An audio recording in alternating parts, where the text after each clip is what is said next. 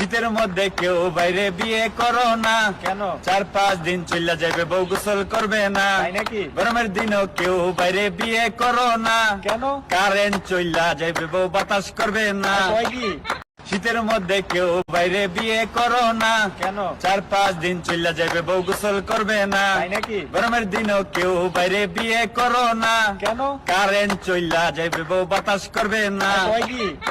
শীতের মধ্যে কেউ বাইরে বিয়ে করো না, কেন? 4-5 দিন চলে যাবে বউ গোসল করবে না। তাই নাকি? গরমের দিনও কেউ বাইরে বিয়ে করো না, কেন? কারেন্ট চইলা যাবে বউ বাতাস করবে না। কয় কি?